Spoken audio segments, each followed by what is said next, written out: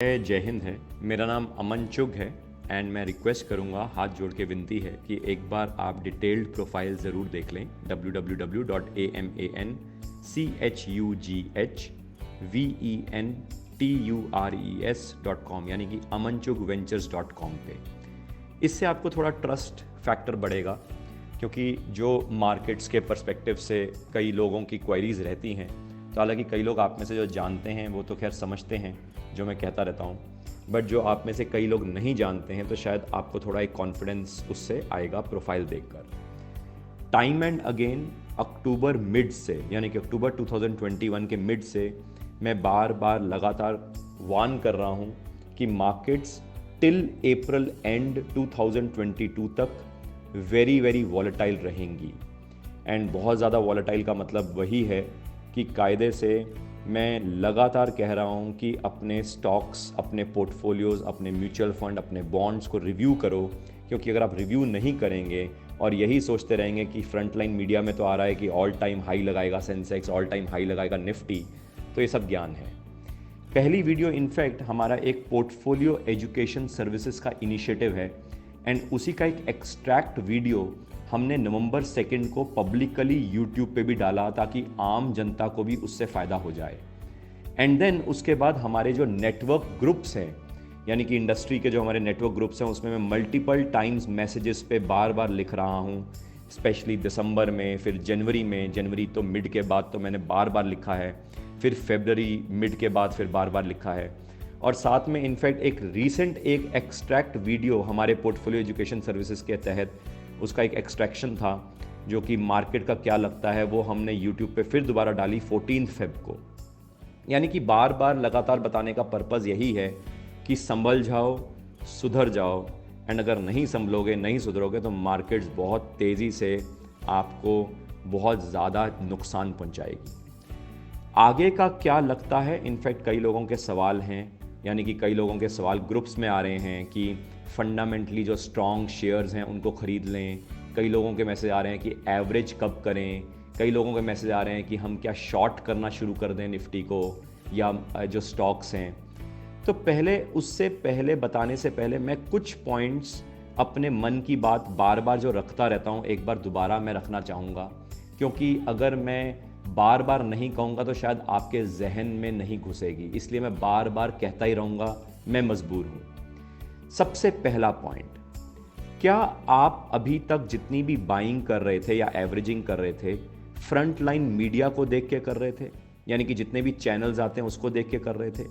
तो शायद मैं यूं कहना चाहूँगा कि वो जितने भी लोग मीडिया पे, फ्रंट लाइन मीडिया पे आ रहे हैं, बहुत स्मार्ट लोग हैं, बहुत बड़े लोग हैं, ब्रोकर्स या बैंकर्स को रिप्रेजेंट करते हैं वो। एंड कायदे से जो स्टॉक्स वो आपको बता रहे हैं, अगर आप डिफरेंट लोगों को जिनको आप फॉलो करते हैं उनकी एक बार चैट बॉक्स में जाएंगे ना, तो वहाँ आपको पता लग जाएगा कि या तो वो मेजरली आपको स्मॉल कैप शेयर्स खरीदवाते हैं या मिड कैप शेयर्स खरीदवाते हैं। क्यों?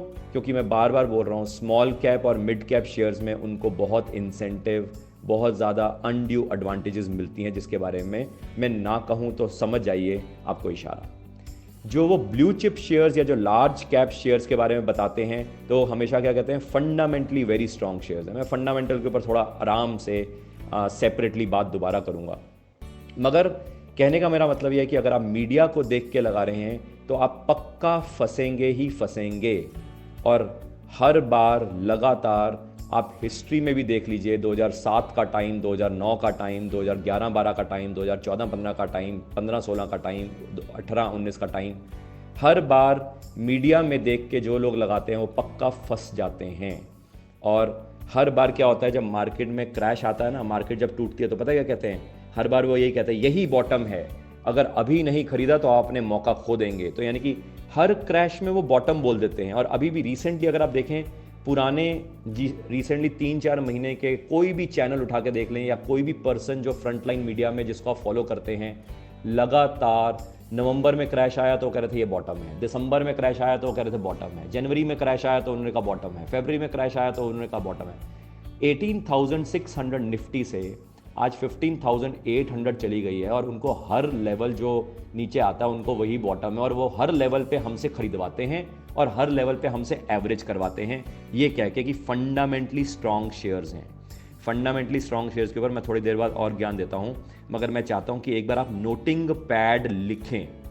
एंड पहले तो आप क्या करें, जस्ट रिसेंटली पिछले 3-4 महीने से जितने भी लोगों को आप फॉलो करते हैं, जितने भी चैनल्स आप देखते हैं बिजनेस न्यूज़ चैनल, उन सारे लोगों के यूट्यूब चैनल पे जाके सबसे पहले लिखें कि वहाँ पे कौन कौन से शेयर्स वो लगातार बोल रहे थे खरीदने को और उन शेयर्स की क्या हालत है। Point number 1।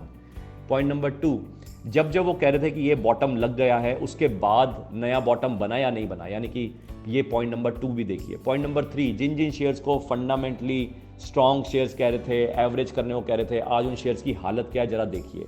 पॉइंट नंबर 4, जो जो share small cap mid cap shares है उनकी हालत क्या हो गई है, एक बार वो भी देखिए।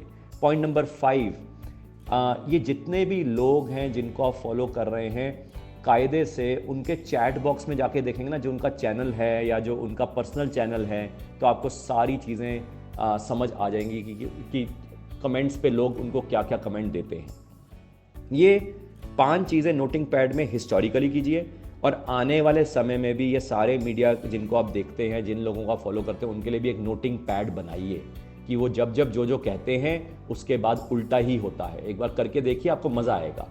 क्योंकि 2020-21 में जितने भी लोगों ने कुछ भी बोला वो सब सच हुआ। रीज़न, क्योंकि 20-21 में किसी भी आदमी के समझदारी के कारण मार्केट नहीं बढ़ी, किसी भी आदमी के समझदारी के कारण शेयर मार्केट में लोगों ने पैसा नहीं कमाया, किसी भी आदमी के समझदारी के कारण किसी भी एसेट क्लास में पैसा नहीं बना। ओवरऑल मार्केट ने ही पैसा दे दिया, क्योंकि ओवरऑल मार्केट में इतनी लिक्विडिटी छपी कि गोल्ड बढ़ा, रियल एस्टेट बढ़ा, शेयर मार्केट बढ़ी, हर एसेट क्लास बढ़ा, शेयर मार्केट में भी हर शेयर्स बढ़ गए। तो जिसके कारण सारे ही मीडिया वाले लोगों को सारे ही लोग फॉलो करने लगे। उनको लगा कि शायद इनको बहुत नॉलेज है, मगर असली कहानी तब पता लगती है जब रियलिटी आती है। और यही गलती लोगों ने 2007 में करी थी, और रियलिटी पता लगी थी उनको 2008 में और 9 में। फिर लोगों ने गलती करी 2011 में, उनको रियलिटी पता लगी 12-13 में। फिर रियलिटी लोगों को लगी, फिर उनको गलतफहमी हुई 14 जब मोदी साहब आए इलेक्शन जीत के, मगर रियलिटी पता लगी जब 2015-16 का क्राइसिस आया। फिर लोगों को लगा कि ये सब मीडिया वाले बहुत बड़े इंटेलिजेंट लोग हैं वगैरह वगैरह। सो अल्टीमेटली वो 2018 में फिर उन्होंने उनकी रैली में पार्टिसिपेट किया, और 2019 के बॉन्ड मार्केट क्रैश में फिर उन्होंने देखा कि अल्टीमेटली जो वो बोलते हैं उसका उल्टा ही हो रहा है। मैं ये नहीं कह रहा कि मीडिया वालों को समझ नहीं है, अरे वो तो बहुत समझदार लोग हैं। तभी तो वो हमको, रिटेल वाले आदमी को इतने बॉटम पे खरीदवा देते हैं, और अल्टीमेटली जो बड़े बड़े लोग हैं वो निकल लेते हैं। और ये आपको समझना बहुत बहुत ज़रूरी है। ये पॉइंट नंबर 1 है। पॉइंट नंबर 2, क्या आप सोशल मीडिया को, जो सोशल मीडिया में यूट्यूब पे जो चैनल्स हैं, या लिंक्डइन पे कई लोग ज्ञान देते हैं, फेसबुक पे कई लोग ज्ञान देते हैं, और ऐसे कई चैनल्स जो बन चुके हैं, क्या आप उनको फॉलो करके इन्वेस्टिंग करते हैं? तो कायदे से फिर सुधर जाइए, संभल जाइए। क्योंकि जब आप ये सोशल मीडिया में कई जो चैनल्स को आप देखेंगे ना, आप देखेंगे कि सबसे पहले तो इनमें से कई सोशल मीडिया पे चैनल्स 2020 जब ये कोविड क्राइसिस के बाद इतनी लिक्विडिटी पंप इन हुई, उसके बाद ही जुम्मा जुम्मा ये चैनल्स बने हैं। क्यों? क्योंकि सारे लोग ही 30 मार खा बन गए ना, क्योंकि उनको लगा कि हमें ही नॉलेज है। और इसलिए जितने भी रिटेल इन्वेस्टर्स हैं उनको भी क्या लगा, उनको भी लगता है कि हमें नॉलेज हो गई, हमने शेयर मार्केट में पैसा बना लिया। किसी ने भी 2020-21 में ना अपनी नॉलेज से पैसा बनाया है, ना दूसरे की नॉलेज से पैसा बनाया है, ना अपनी स्टडी से पैसा बनाया है, या ना किसी और की स्टडी से पैसा बनाया है। ये मार्केट ने आपको प्रसाद के तौर पे, मार्केट ने पैसा कमा के दिया आपको। और ऐसा ही 2007 में भी हुआ था, जिसके रीजंस मैंने कई अपनी पुरानी ऑडियोज़ में, वीडियोज़ में दे रखे हैं। सो कायदे से असलियत पता लगती है जब मार्केट नॉर्मलाइज हो जाती है। जब मार्केट 2008 के बाद नॉर्मलाइज हुई तो कई लोग पुराने कई शेयर्स में फंसे रहे, फंडामेंटली स्ट्रॉन्ग शेयर्स करके और एवरेज कर करके। ये तो शुक्र करो बीच में ये 2020-21 का इतना ह्यूज लिक्विडिटी पंप इन हो गया, तो कई लोगों के पाप धुल गए, कई लोगों के शेयर्स बढ़ गए जो वो इतनी देर से होल्ड करके बैठे हुए थे। इनफैक्ट कई लोग तो म्यूचुअल फंड्स में लगा के सो जाते हैं, तो उनको तो पता भी नहीं होगा कि उनके म्यूचुअल फंड की नैव की हालत क्या थी, या उनका एक्चुअल में होल्डिंग पीरियड रिटर्न कितना था और एक्चुअल में एनुअलाइज रिटर्न कितना था। क्योंकि उनको म्यूचुअल फंड कंपनी क्या कहती हैं, एब्सोल्यूट रिटर्न या होल्डिंग पीरियड रिटर्न। कभी एनुअलाइज रिटर्न तो आपने निकाला ही नहीं होगा। मगर 2020-21 में सारे पाप धुल गए, तो सारे म्यूचुअल फंड में रिटर्न मिल गया, तो लोगों को लगा वाह मजा ही आ गया, ये म्यूचुअल फंड बहुत बढ़िया था। ना तो वो म्यूचुअल फंड बढ़िया था, ना वो मीडिया वाला बंदा बढ़िया था, ना वो सोशल मीडिया वाला बंदा बढ़िया था। या एक्चुअली मार्केट ने आपको कमा के दिया, जिसमें किसी की नॉलेज या किसी की टेक्निकल एक्सपर्टीज ने काम नहीं किया। इसका मतलब ये अगर आप सोशल मीडिया वाले लोगों को देखेंगे तो इनमें से तो कई लोग ऐसे हैं जो आपको लाइव इन्वेस्टिंग, आओ लाइव इन्वेस्टिंग करते हैं, यानी कि मैं अपने डीमैट अकाउंट में खरीद रहा हूं, आप भी खरीद रहिए। अरे वो तो बेवकूफ़ है ही, आपको भी बना रहा है। सो अल्टीमेटली वो बेवकूफ़ बना बना के अपना लाइव इन्वेस्टिंग करते करते फिर एवरेज करेगा, फिर एक वीडियो बनाएगा, फिर एवरेज करेगा, फिर वीडियो बनाएगा, और अल्टीमेटली क्या होता है जब क्रैश हो जाता है ना, तो फिर वो क्या कहते हैं, क्रैश क्यों हुआ। ओ भाई क्रैश क्यों हुआ ये तो सारों को ही पता है, बहाने तो मार्केट में जब मर्जी बन जाते हैं। क्या क्रैश होने से पहले तेरे को पता था कि क्रैश होगा? और अगर नहीं पता था फिर क्यों लगा रहा था? और अगर नहीं पता था फिर तू किस बात का एक्सपर्ट हुआ? यानी कि क्रैश होने के बाद ऐसे लोग क्या बोलते हैं सोशल मीडिया में, आइए देखते हैं क्रैश क्यों हुआ। इवन मीडिया में भी जब क्रैश हो जाता है तो वो बहाने ढूंढते हैं, रीजंस ढूंढते हैं कि क्रैश क्यों हुआ। या मार्केट जब बढ़ जाती है तो वो बहाने ढूंढते हैं कि मार्केट क्यों बढ़ गई। जब मार्केट बढ़ जाती है तो वो कहते हैं और बढ़ेगी, और जब मार्केट क्रैश हो जाती है तो क्या कहते हैं, गुड टाइम टू एवरेज, क्योंकि फंडामेंटली स्ट्रॉन्ग शेयर्स हैं। ये फंडामेंटल के ऊपर तो मैं जरा बाद में आराम से एक आधा पॉइंट जरूर बोलूँगा। यानी कि ये नॉर्मली लोग जो सोशल मीडिया वाले लोग हैं, ना तो इनको असली में पता है कि मार्केट कहाँ जाएगी, और ना ही इनको पता है कि वाकई में मार्केट कैसे समझती है या कैसे चलती है। मगर क्या है कि अल्टीमेटली हम जैसे जो रिटेल इन्वेस्टर्स हैं, जिनको कुछ नहीं आता, हमें लगता है शायद उनको आता है, और हम उनके चैनल्स को फॉलो कर करके अपना नुकसान करवा लेते हैं। और मैं दोबारा रिपीट कर रहा हूँ, 2020-21 में आप जिस भी चैनल को देखते होंगे और आपको लगता होगा कि ये चैनल वाला एक्सपर्ट है, इसके कारण मैंने पैसा बनाया, अरे 20-21 में सारे लोग ही एक्सपर्ट थे, क्योंकि मार्केट ने पैसा प्रसाद के तौर पे सारों की झोली में बांटा है। असलियत पता लगती है जब मार्केट नॉर्मलाइज होती है, तो ये सारे चैनल्स की आपको असलियत पता लगेगी। तो नोटिंग पैड एक लिखिए, और नोटिंग पैड में लिखिए कि जब क्रैश हो जाता है तो उसके बाद ये क्या कहते हैं, तो ये रीजंस देते हैं कि क्रैश क्यों हुआ, अब आगे क्या क्या लगता है। और आगे का जो बोलते हैं जब उसका उल्टा हो जाता है तो क्या कहते हैं कि देखा ऊपर चला गया, अब देखिए यहाँ से और दोबारा ऊपर जाएगा, और जब नीचे चले जाता है तो कहते हैं और बड़ा क्रैश आएगा। यानी कि कुछ नहीं पता है, मतलब सब ज्ञान दे रहे हैं। आप काइंडली आराम से नोटिंग पैड लेके अगर नोट डाउन करेंगे तो आपको ये सब समझ आएगा। पॉइंट नंबर 3, क्या आप किसी के कहने पे पैसा लगाते हैं? क्योंकि कई लोग आपको, कई दोस्त होंगे, कई वेल विशर होंगे, कई रिश्तेदार होंगे, कई ब्रोकर्स होंगे, कई रिलेशनशिप मैनेजर्स होंगे, जो आपको क्या कहते होंगे, हम तो बहुत साल से मार्केट में लगा रहे हैं, हमें तो 30 साल हो गए, हमें 20 साल हो गए। ओ भाई, कितने साल हो गए हैं ना, उससे कोई मतलब नहीं है, उससे एक्सपर्टीज नहीं आती है। या कई लोग क्या कहते हैं, हम फंडामेंटल एनालिसिस करते हैं, हम फंडामेंटल्स जानते हैं। ये फंडामेंटल एनालिसिस के ऊपर अगले पॉइंट के ऊपर थोड़ा ज्ञान दूंगा, मगर इस पे एक ना वीडियो मैंने अभी जस्ट रिसेंटली बनाई है। इनफैक्ट एक सीरीज शुरू करी है हमने, myths, misconceptions and mistakes in financial planning and portfolio building, यानी कि आम आदमी क्या क्या गलतियां करते हैं। और उसमें एक एपिसोड 6 है जिसमें मैंने बताया है कि अगर किसी पर्सन को डेरिवेटिव्स नहीं आता ना, तो वो मार्केट को कभी समझ ही नहीं सकता।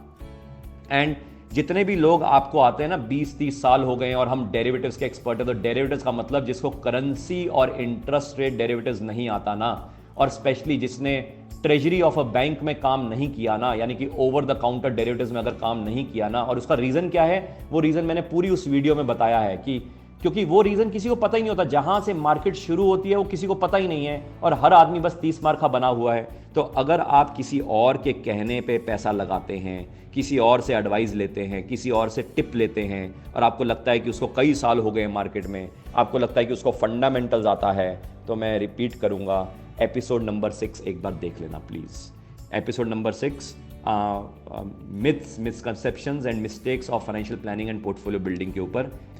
अब 4th पॉइंट, क्या आपको लगता है कि आपको फंडामेंटल एनालिसिस आता है? वाह, यानी कि अब एक बार जरा ऐसा करते हैं, फंडामेंटल एनालिसिस पे भी ज्ञान कर लेते हैं, क्योंकि आपको लगता है फंडामेंटल एनालिसिस आप करते हैं, ऐसे ही आपके हो सकता है आप में से कई लोग ऐसे होंगे जो किसी और के कहने पे लगाते हैं, आपको लगता है उनको फंडामेंटल एनालिसिस आता है।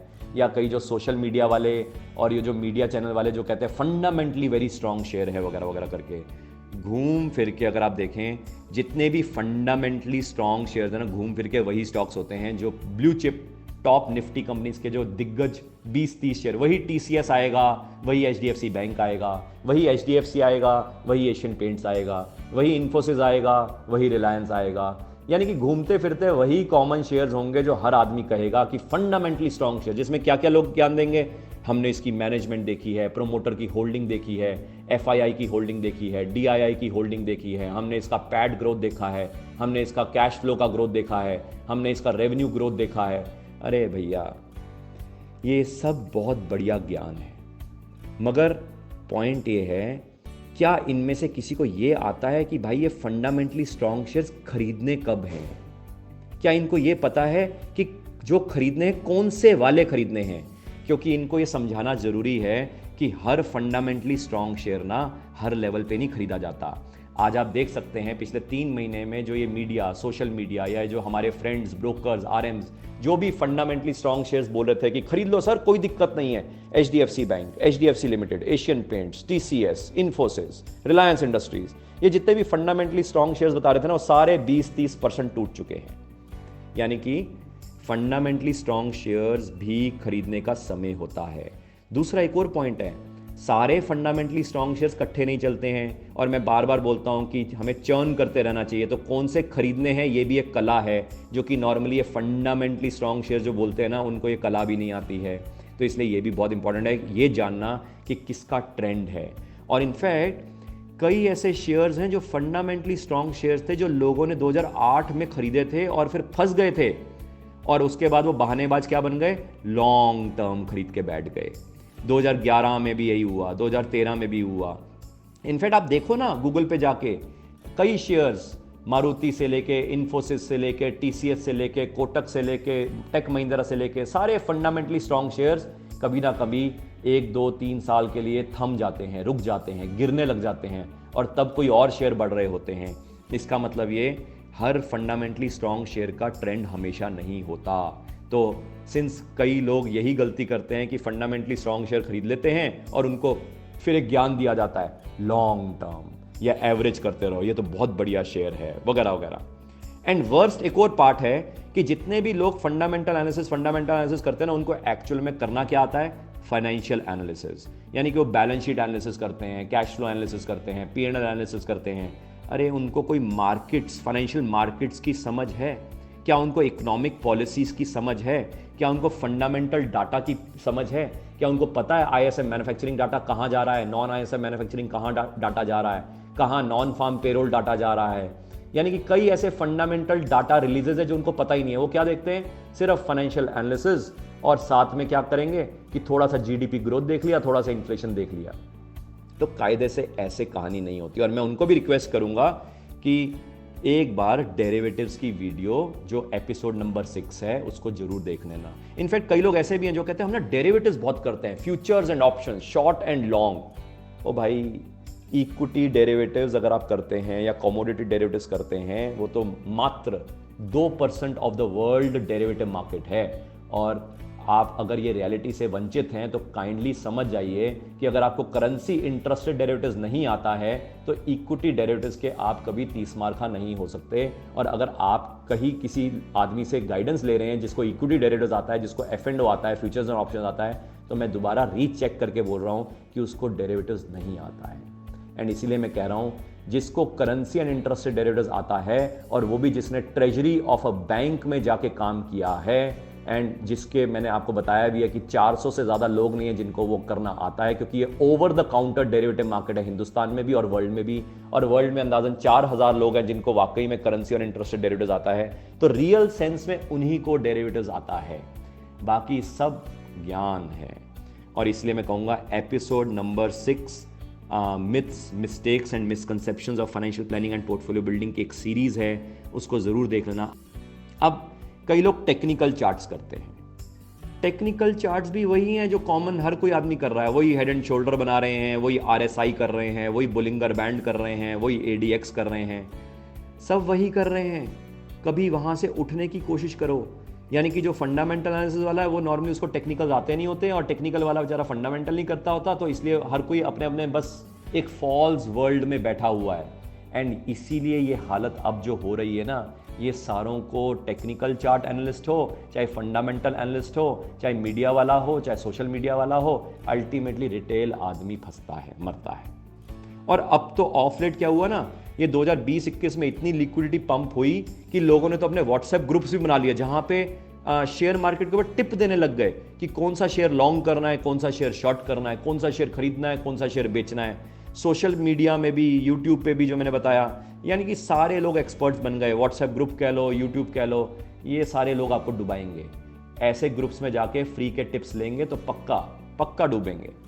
यानी कि कोई भी आदमी, पॉइंट नंबर 6 और 7 बोल रहा हूं, कोई भी आदमी जो मीडिया चैनल्स को फॉलो करके अमीर बनने की कोशिश कर रहा है, या मीडिया चैनल्स को फॉलो करके एवरेज करने की कोशिश कर रहा है, मीडिया चैनल्स को फॉलो करके बाइंग करने की कोशिश कर रहा है, या सोशल मीडिया को फॉलो कर रहा है, या किसी अपने नोन दोस्त को या आरएम को या ब्रोकर को या सब ब्रोकर को या रिश्तेदार को जिसका उसको लगता है कि उसको बहुत कुछ आता है, या कोई भी आदमी जो अपना फंडामेंटल एनालिसिस करना जानता है और उसको लगता है वो फंडामेंटल एनालिसिस करके भाई साहब पैसा बना लेगा, या कोई आदमी जो अपने पैराडाइज में रह रहा है कि हाँ मेरे को टेक्निकल एनालिसिस आता है, आई एम सॉरी टू से, कायदे से ये सब लोग सफ़र करेंगे। ये सब लोग तो सफ़र करेंगे, मगर जो रिटेल इन्वेस्टर है ना, आम आदमी, वो इनके बहकावे में आके पक्का ज़्यादा से ज़्यादा सफ़र करेगा। एंड इसलिए मैं बार बार आपको नोटिफाई करता रहता हूँ कि प्लीज़ ऐसी गलतियाँ मत कीजिए। मैं ये बार बार बोलता रह रहा हूँ कि ये मार्केट ऐसी मार्केट नहीं है। 2021 में ऐसा हो गया, सारे लोग एक्सपर्ट बन गए क्योंकि मार्केट ने सारों को कमा के दे दिया। ऐसा ही 2007-8 में हुआ था, रादर 2004 से लेकर 2008 जनवरी तक हुआ था, क्योंकि पहली बार उस टाइम पे मार्केट्स को, हिंदुस्तान की मार्केट्स को खोला गया था। तो यानी कि these are exceptional circumstances, normal circumstances में ऐसा नहीं होता है। तो मेरा एक 9th पॉइंट पे मैं यूं बोलना चाहूंगा कि आज तक जो आप ये कर रहे हैं, अपने दिल से पूछिए। अगर आपको नहीं लगता कि ये ब्लाइंड ही तो कर रहे हैं आप, मतलब एक तरह से यूं कर रहे हैं कि किसी और के कहने पे, किसी और के टिप्स पे, किसी और को एक्सपर्ट मान के, किसी और के व्हाट्सएप ग्रुप पे, किसी और के सोशल मीडिया पे, किसी और के कहने पे, या अपने ही पैराडाइज में रह रहे हैं कि हमें फाइनेंशियल स्टेटमेंट एनालिसिस आता है, हमें फंडामेंटल आता है, हमें टेक्निकल आता है। अभी तक आप यही सोच के कर रहे थे, तो एक बार आप अपने आप शांतिपूर्वक सोचिए कि क्या आपको नहीं लगता कि वाकई में आपको सीखना बनता है, वाकई में खुद होनहार बनना बनता है। एंड मैं तो कहूंगा कि एक बार, सिर्फ एक बार पोर्टफोलियो एजुकेशन सर्विसेज में आप 3 से 6 महीने के लिए एक बार जुड़ के तो देखिए। एंड मैं आपको ये कहना चाहता हूं, एक ही महीने में आपको पता लग जाएगा कि पोर्टफोलियो एजुकेशन सर्विसेज में जो आप सीखेंगे वो आपने जिंदगी में पहले कभी नहीं सुना होगा। एक ही महीने में पता लग जाएगा, और 3 महीने में आपको ये पता लग जाएगा कि जो आप सीख रहे हैं वो यूनिक है, और वो लैंग्वेज मेरी लैंग्वेज के साथ मैच करने के लिए इंपॉर्टेंट है। क्योंकि कई लोग जो आप में से मेरे से पूछते हैं कि ये शेयर खरीद लूं, when is the good time to average, when is the good time to buy, तो मैं उनको क्या जवाब दूं, क्योंकि मेरी और आपकी लैंग्वेज मैच ही नहीं होती। क्योंकि मैं एक अलग सिरे से सोच रहा होता हूं और आप एक अलग सिरे से सोच रहे होते हैं, और वो चीज़ को मैच करने के लिए मैं हमेशा रिक्वेस्ट करता हूं कि एटलीस्ट 3 से 6 महीने portfolio education services gold version में जुड़ के देखिए। नुकसान नहीं होगा, आपको बहुत मजा आएगा। Silver version is only for students जो सीखना चाहते हैं, मे बी आपके किड्स अगर शेयर मार्केट को सीखना चाहते हैं। मगर अगर आप फॉन्ड ऑफ इन्वेस्टिंग हैं, या आप ऑलरेडी इन्वेस्ट करके फंस चुके हैं, या आपको लगता है कि हाँ यार आज अपनी जर्नी को शुरू करते हैं कि खुद सीखें कि वाकई में मार्केट क्या समझ सकते हैं, क्या मार्केट का बिहेवियर समझ सकते हैं, तो एक बार 3 से 6 महीने पोर्टफोलियो एजुकेशन में गोल्ड वर्जन में, पोर्टफोलियो एजुकेशन सर्विसेज के गोल्ड वर्जन में जुड़ के देखिए। अब आता है कि फॉरवर्ड लुकिंग व्यू क्या है। मैं तो बार बार बोल रहा हूं पिछले 3 महीने से, अप्रैल एंड तक market will be hugely volatile, and specially जो अभी मैं रिसेंटली भी बोल रहा हूं, मार्च 18 के बाद से लेके अप्रैल 10 तक market will be very very volatile. और साथ में इसका मतलब ये नहीं है कि अच्छा उस टाइम पे खरीद लें, उस टाइम पे एवरेज कर लें। मैंने ऐसा नहीं बोला, क्योंकि सारे जो स्टॉक्स हैं वो नहीं चलेंगे। तो कौन से स्टॉक्स को एवरेज करना है ताकि एवरेज करके उसको एग्जिट कर दिया जाए जल्दी से जल्दी, या कौन से स्टॉक्स ऐसे हैं जिनको वाकई में खरीदना है, और कौन से ऐसे स्टॉक्स हैं जिनको एवरेज करके होल्ड करना है, और कौन से ऐसे स्टॉक्स हैं जिनको आज ही लॉस में बुक करना है। ये समझ के लिए आपको जुड़ना पड़ेगा। बट ऑब्वियस है, पोर्टफोलियो एजुकेशन में हम पोर्टफोलियो रिव्यू भी करते हैं, ताकि आप अगर एग्जिस्टिंग फंसे हुए हैं तो पता लग जाए कहाँ फंसे हुए हैं, ताकि मैं आपको गाइड कर पाऊँ, क्योंकि इंडिविजुअल हर एक के स्टॉक्स, म्यूचुअल फंड, बॉन्ड्स वगैरह सब डिफरेंट होते हैं। और जैसे जैसे हम अपना पोर्टफोलियो डेवलप करते हैं साइंटिफिकली, तो शायद आप भी उसी बहाने सीख जाएंगे कि कैसे कैसे पोर्टफोलियो डेवलप किया जाता है। आखिरी पॉइंट, आज तक आपने अपने हिसाब से किया है ना हर चीज़। आपके मन को तो पता होगा ना कि आपने अब तक सिर्फ ब्लाइंड किया है, किसी और के भरोसे पे किया है, खुद समझदारी से नहीं किया। तो एक बार आप अगर सीखना चाहते हैं तो मैं रिक्वेस्ट करूंगा कि पोर्टफोलियो एजुकेशन में जुड़ के एक बार सीखिए। पहले महीने में आपको ये पता लग जाएगा कि जो आप सीख रहे हैं वो आपने कभी नहीं जिंदगी में सुना होगा। और 3 महीने में आपको पता लग जाएगा कि जब आप क्वेश्चन पूछते हैं कि ये खरीद लें या क्या इसको एवरेज कर लें, तो आपका सवाल मेरे व्यू के साथ जब मैच करेगा तो आपको खुद समझ आने लग जाएगा कि ओह, हमारी लैंग्वेज ही डिफरेंट थी। और 3 से 6 महीने के बाद आपको समझ आ जाएगा कि मार्केट बिहेव कैसे करती है, और इतना वाव वाली फीलिंग आएगी कि आप खुद कहेंगे कि आज तक तो हम सोचते थे कि मार्केट का बिहेवियर कोई प्रेडिक्ट नहीं कर सकता, मगर मार्केट के बिहेवियर को जब आप जानेंगे ना तो आपको मज़ा आएगा और आप कहोगे वाव, मार्केट ऐसे बिहेव करती है और हमें पता लग सकता है, ये तो आज तक हमने सोचा ही नहीं था। आइडली कई वर्जन से अगर हम देखें, उससे ज़्यादा तो हम लॉस कर चुके होंगे, उससे ज़्यादा हम लॉस में बैठे होंगे। तो कायदे से गोल्ड वर्जन में, पोर्टफोलियो एजुकेशन सर्विसेज में 3 से 6 महीने को आप एक तरह से इन्वेस्टमेंट के तौर पे मानिए। आपको कोई भी क्वायरीज हैं तो आप 8264097714 अंजलि मैम से बात कर सकते हैं related to portfolio education services. Otherwise आप यूट्यूब पे portfolio education services by Aman Chugh कर सकते हैं, तो आपको वहाँ से आपको समझ आ जाएगा कि मैं क्या कहना चाह रहा हूँ, क्या मेरा विजन है और क्या मेरा थॉट प्रोसेस है। और अगर आप उस चीज़ को नहीं समझेंगे तो आज नहीं तो कल आप पक्का सफ़र करेंगे अपने फाइनेंशियल पोर्टफोलियोज़ पे, और वो मैं नहीं चाहता। Thank you very much. जय हिंद।